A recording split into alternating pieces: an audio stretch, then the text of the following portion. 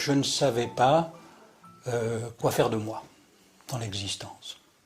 Panne, alors que, au contraire, s'ouvrait un éventail de possibilités variées, très contradictoires. Justement, ce qui manquait, c'était le désir pour unifier toutes ces contradictions. Je me suis dit, il faut que j'aille voir Lacan. Mais alors, autour de moi, on disait, mais c'est pas possible, il y a des files d'attente invraisemblables, de toute façon, il ne va pas te prendre. Je l'ai appris. À vous, à la première séance, qu'est-ce qu'il vous a dit de la psychanalyse?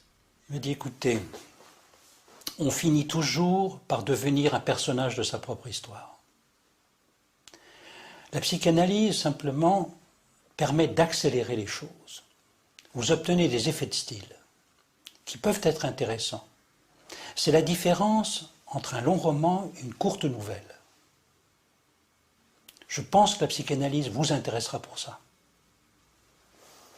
Ça m'est resté, y compris le goût pour les courtes nouvelles. À la fois, il pouvait y avoir des moments dans lesquels tous les sièges étaient pris, et il y avait des moments et des heures où on était tout seul. Ce qui n'est pas du tout le même type de procédé que le faisait Freud, qui s'était inventé une technique à sa main, avec au contraire, c'était vraiment une personne dans la salle d'attente, une personne avec lui pendant 1 heure, une personne seule, et limitant au maximum les contacts, etc. C'était pas du tout ça, et ça réordonnait complètement les rapports de l'un et du multiple.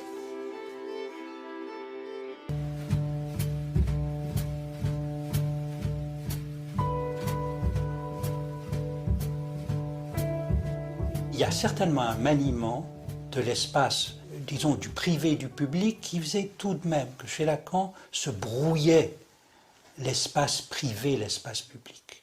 En même temps, il y avait le sentiment, il y avait une zone de très grande intimité, réservée, préservée. Il y a des choses que je n'ai jamais sues chez les gens que je croisais plusieurs fois par semaine chez Lacan. Et d'un autre côté, tout un espace où privé-public, des interpellations, des choses se déroulaient sur une scène, disons sur la scène du monde. Lui, cette façon dont l'argent ne correspond absolument pas aux valeurs, ou tout au simagré, au rituel petit bourgeois, frappait énormément. Il prenait de l'argent, il le prenait dans votre poche, il allait regarder, qu'est-ce que vous allez me donner aujourd'hui, oh, vous allez bien me donner un petit quelque chose, et ensuite fouiller dans votre porte-monnaie. Enfin, on ne fait pas ces choses-là. Parce qu'on ne comporte pas comme ça. Ou bien le mettant ensuite dans son tiroir, chez lui, avec des billets qui s'accumulaient, dont visiblement il ne savait pas combien il y en avait. C'était quelqu'un d'autre qui s'en occupait à l'occasion où Gloria venait, prenait ce qu'il y avait dedans. C'était d'autres qui s'en faisaient. Pour lui, l'intérêt majeur, c'était celui de la psychanalyse. Et d'intéresser chacun de ceux qui venaient le voir à une dimension d'un intérêt au-delà de ce qui était ses intérêts évidents.